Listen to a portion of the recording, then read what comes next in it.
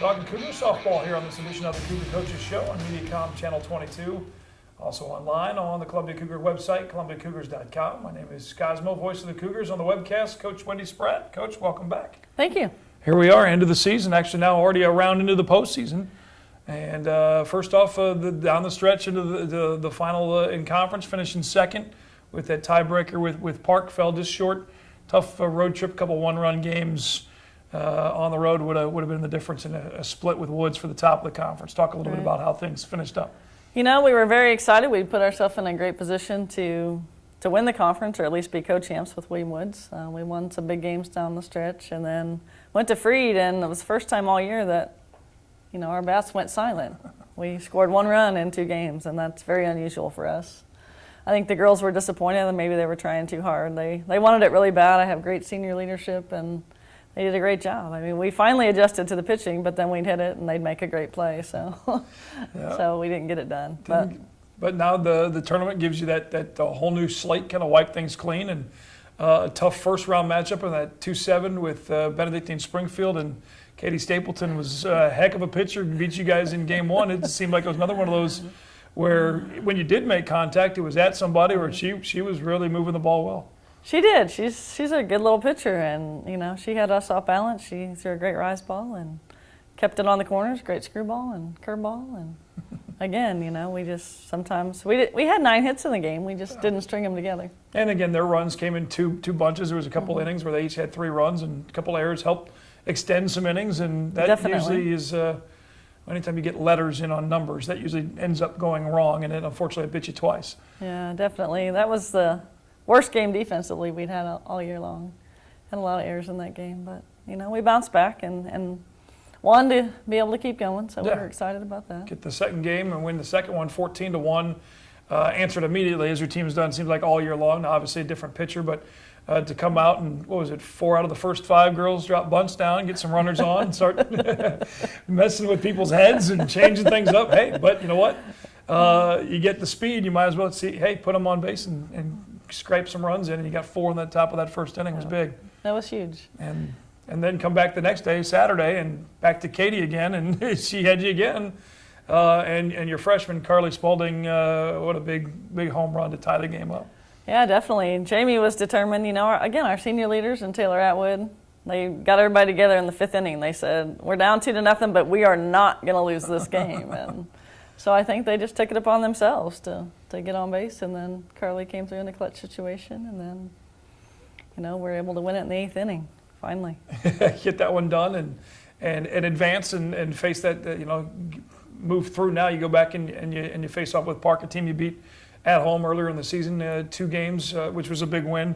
Both those were big ones, and now a tough challenge of facing another team again. It's always that interesting time of the year where it's a little different with softball because you play the doubleheader as opposed to basketball and such, where they're separated by a month or several weeks.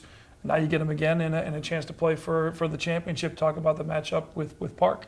You know, I think Park has 3 really good pitchers. They've got, I think they're like number 12 in ERA in the nation, and they've got really good hitters, 1 through 9. So it will be a tough matchup, but I think we're ready to go. They'll be gunning for us because we beat them twice, but you know, we have the confidence going in knowing that we beat them twice. So I think it'll be a good game. And we talked about your hitting most of the year. One of the best, I know you mentioned at the Excellence Banquet at the end of the year, that this is one of the best hitting teams you've had statistically in your career at Columbia College. They've been consistent and a lot of smart at bats. A lot of that seniors. I think there's been several times where I remember looking over, going, how many pitch? 12 pitch, 13 pitch at bats, and some of them started 0-2.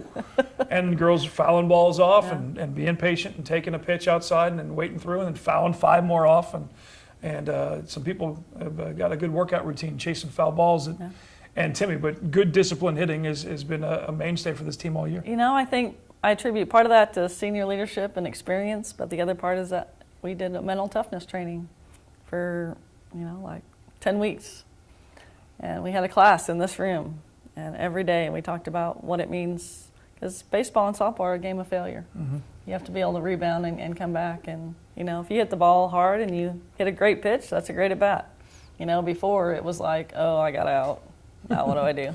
So I think it's a mental toughness that came from, you know, just the class and the experience and the senior leaders and Marley and Jamie have done an outstanding job of getting the team up and ready to go, and we can beat anybody, and it's really made a big difference to have those leaders this year. And even that mental toughness, as you mentioned, in a couple of those innings in that 6-3 game one loss to Benedictine in the tournament with the errors that defensively, when there have been some mistakes, they seem to shake those off right away, and another hard ground ball to Kristen or to Marley or whatever, they flip right across and bounce right back as if that error never happened and shake it off and move on. They do. And that's what you have to do. Otherwise, then those things snowball, and next thing you know, you're down 14-1. You're supposed to do it, but sometimes it's harder to put into practice, and this team's been very good at it. And mentioning your pitchers all season, obviously you got a really solid freshman with Lauren McCroskey, has been fantastic, both with the bat and in the circle. Gives you another weapon there to decide whether you're going to use her as that designated player. And then Taylor Richter has battled injuries last year and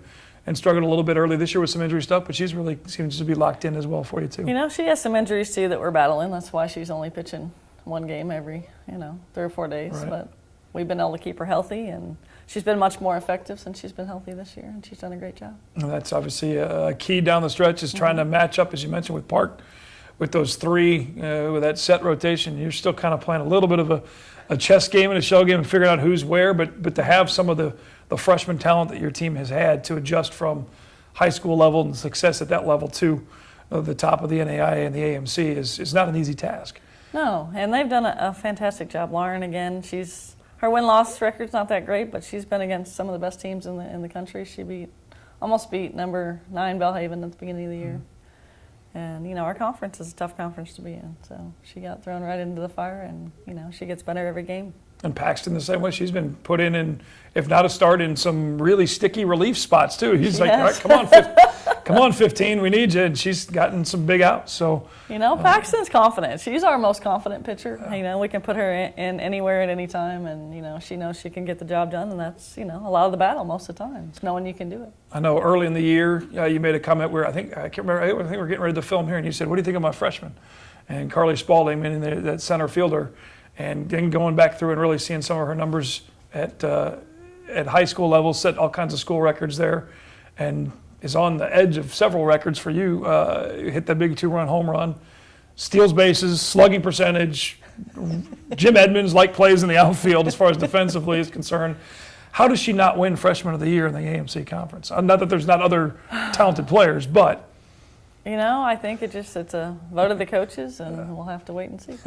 Well, I wish I could vote somehow, because I've been lobbying for probably way too much, but it just seems like as a number 2 hitter, as a freshman, there's that situation where, and even a couple games where, as you mentioned, softball, baseball game of failure where she had an 0-2 day all of a sudden, and she bounces right back with a home run to basically tie the game and to extend the season. Yeah, and, absolutely. She's done a great job, and she's one of those kids that doesn't realize how good she is, and she gets better and she works hard, and every day at practice she learns something new, and I think, every day she goes out she's better and better. We're teaching her how to dive and slide under the ball, and that's been a process. Our outfield hasn't been real aggressive, so we've been working on that in practice. And the other day she came in and slid under a ball, so we're pretty excited about that. Yeah, she made some fantastic plays, both all season really, defensively and then offensively. And you never know with freshmen, you see all that talent on the recruiting trail and all the high school tape and watching, and then how do they react to that next level? And for the most part, most of the freshmen you've had that have come through that are really talented, they shine through. They do. And she's been one of them. Yeah, and I love watching her run bases. I mean, when she gets on base, she's she's probably going to take one of the 2 bases. So that's an easy weapon for you over at third base coaching. However she gets on, if it's not already a double, you might as well put her down at second anyway. And it's a huge weapon to have to set up the rest of your lineup, because being that number 2 hitter, if Jamie doesn't get on, right. You can put her in really any spot on the bases and move her around with a bunt later on or whatever. Yeah, definitely. If we don't get 1 or 2 on, it's kind of an off day for us, because normally we score in the first inning. We've scored a lot of runs. Most of our runs are in the first inning. How do you get that to happen more in the third? And no extra pressure on that, but it's good offense for the Cougars coming up now. Something special, no matter really what happens with the AMC tournament. A big honor for your program. We'll talk about the way the national tournament is set up in the NAIA and college softball. something that was new a year ago, and now this year, your chance to see the national tournament here in Columbia out of the Antimi Sports Complex. We'll talk to the coach more about how that's going to play out in just a moment here. Back with Coach Wendy Sprague, Cougar softball, after this on Mediacom Channel 22.